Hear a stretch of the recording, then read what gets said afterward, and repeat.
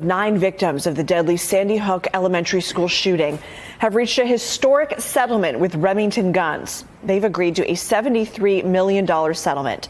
It's a very significant outcome because, Lindsay, there's a federal statute that makes it difficult to go after a gun manufacturer for a crime that's committed with the gun.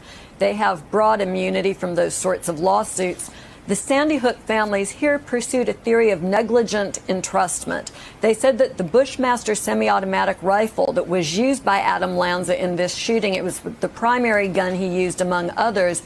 And because it's a military-grade weapon, it's very similar to what soldiers use, although it does not fire in an automatic mode. But they said it was negligent to entrust it to civilians. The Sandy Hook massacre is one of the saddest tragedies in our nation's history.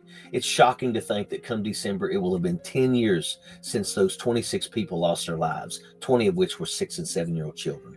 It's hard to imagine. And I can remember thinking that if anything would have an impact on our gun culture in this country, it would have been the Sandy Hook massacre.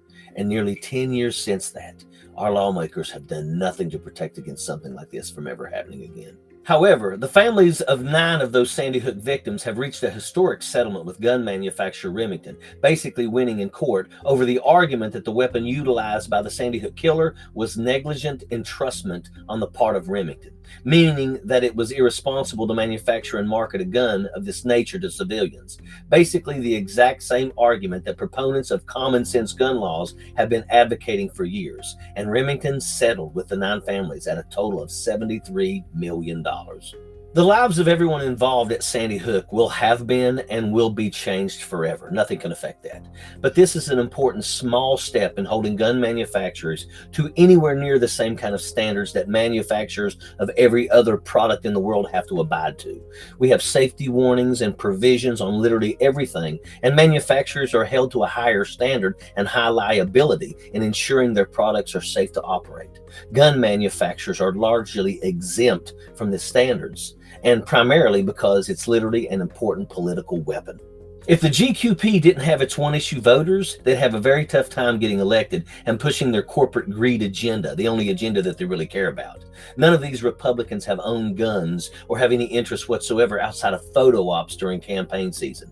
But they successfully con people into believing if you elect any Democrats to any office, the Second Amendment will be canceled out, which is absolutely false. Democrats own guns too, but we're not scared of much needed reform established to reduce gun violence. The GQP know people are emotional about guns, and they have to rely on fear to stay in office. That's why it's easy to tell when it's campaign season. Just like the arrival of certain birds in the spring, the Republicans start squawking about the Second Amendment being taken away. What's sad is how the same people fall for it over and over again. Hopefully this lawsuit marks a turning point where gun manufacturers and the politicians who pander to them begin to split apart.